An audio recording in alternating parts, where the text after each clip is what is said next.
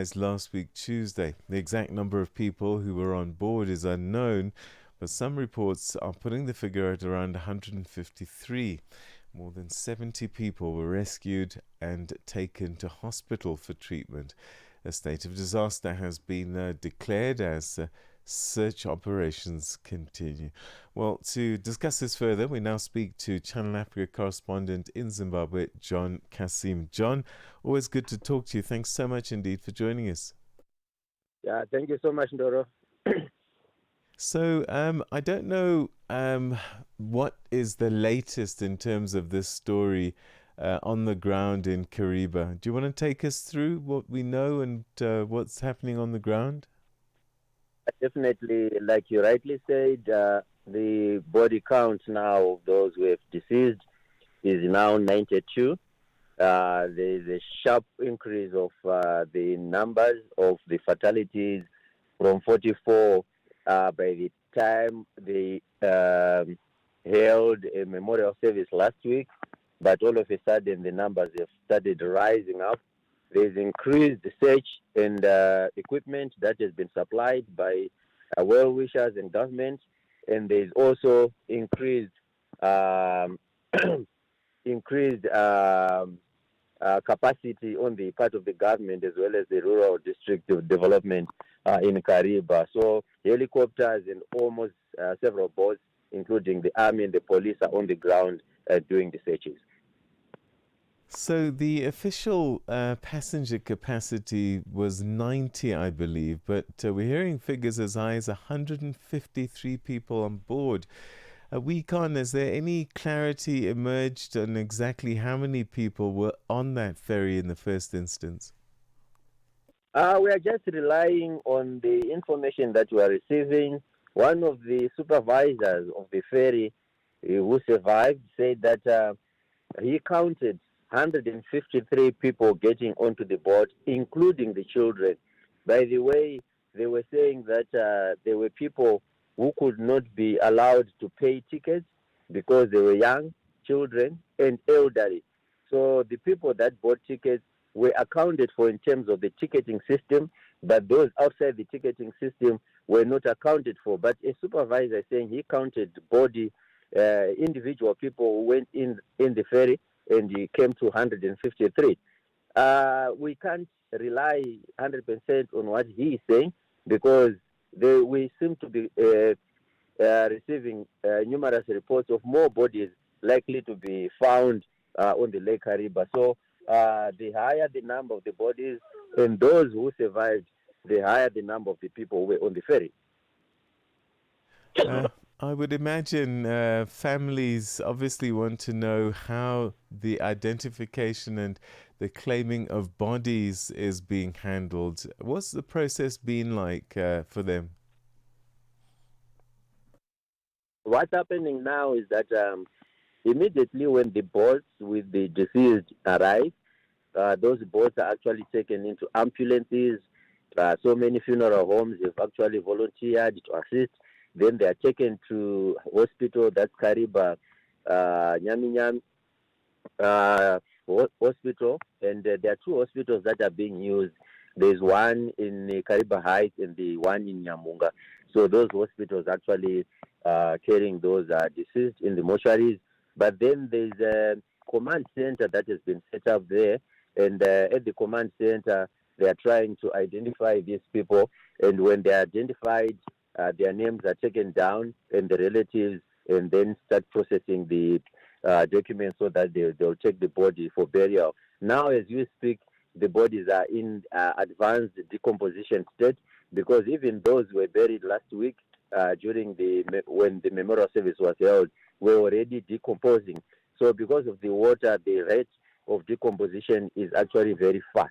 So this is the problem. So relatives who are waiting for their relatives to be found so that they would identify them are still there in Kariba and are staying in certain tents. They're being assisted with food here and there. But at the end of the day, the government is helping a lot in terms of identification and quite a number of things so that at least the bodies would not lie there unidentified. But we still have a number of bodies unidentified, maybe because of the difficult manner in which people can identify them because of the state in which they are.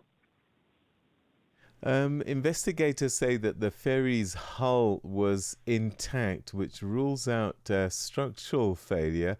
What's been emerging as what might have been the cause for this ship to sink in the way that it did? The first thing is that it was overloaded in terms of the human capacity, human carrying capacity. But this was a ferry that was also carrying luggage as well as people. So the luggage, now you can't tell how much the luggage was on that ferry in terms of tonnage. While some are saying it's the capacity to carry up to 20 tons, some are saying 90 tons. I think there's a confusion in terms of the numbers there, but I think 20 tons is the carrying capacity of the ferry, and the 90 people were allowed to go on the ferry. But now, if they overloaded people, there are chances they also overloaded the goods. And we are told there were drums, and I don't know how many drums were there, or fuel. And you know how heavy a drum of fuel is, just one drum. And if you are saying several drums of fuel, then you are talking of quite a huge amount of weight that was exerted on that ferry. No wonder, just before it sank, there were reports that it went down on one side because that's where all the luggage went to because of the waves that hit the ferry. Obviously, it pushed the luggage over one side. And that's the side that started going down and the water started getting in until the ferry went down. It was all because of the overloading, the weight of the humans and the weight of the luggage resulting from the overloading. Yeah, and it had to have been overloaded quite significantly because these boats are built to float, aren't they? But let's talk a little bit about the ferry itself. It was a lifeline for communities with no other way to reach Kariba town. What does this loss mean for the people of Chalala and surrounding areas right now? Yeah, we are talking of Chalala, we're talking of Siakovu, we are talking of Mola, all those islands, they relied heavily on this ferry. Up to now, people are stranded. They don't know how to get to their homes or even move from their homes to Kariba, the mainland. So the boat sank, and there's no other boat that is actually moving in between now. To an extent that the communities have actually appealed to the government, at least to avail a boat that can actually provide the services that were being provided by this ferry. Government on one side have actually pledged that they will actually buy a new ferry, maybe two or three, one for luggage and one for humans. We don't know when this is going to happen, but last night when we were hearing on a program on radio, we heard the minister we heard the Director General of Civil Protection Unit saying that government is actually pledged to buy two new boats that will actually ply that route as soon as possible. We are likely going to hear more from the cabinet meeting today.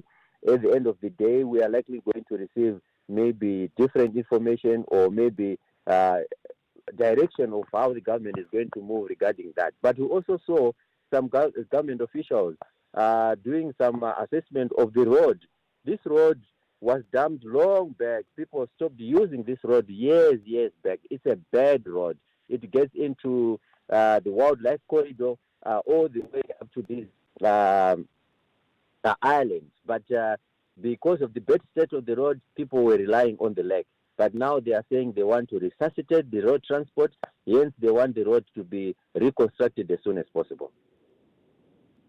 I believe the government has ordered a formal investigation, and President Mnangagwa has admitted to safety failures. What accountability is our people rather expecting, and from whom? Now, this is the problem. Accountability, maybe we're talking of maybe people being arrested, people being coming out, accepting that they made a mistake. But the people who made mistakes died because the captain died, and he died together with two of his crew members. Only two survived. So we don't know to whom the blame is going to be put upon, whether we're talking of Reader itself, the local council there that owned the boat and that was running that boat. So at the end of the day, we are not really aware of to whom the blame is going to be placed upon. But definitely government, at the end of the day, should accept and take the blame, as well as compensate some of these families. We hear that the local community there, the one which was running the boat, is actually compensating every family that lost one person or more, $100 per person. And this has actually created a huge debate saying $100 is peanuts. You can't even buy household groceries per month for a family. And you are giving people $100 for the loss of life. And this is more like a mockery, and people are not happy with that. All right. So, any indication of what happens next at this stage?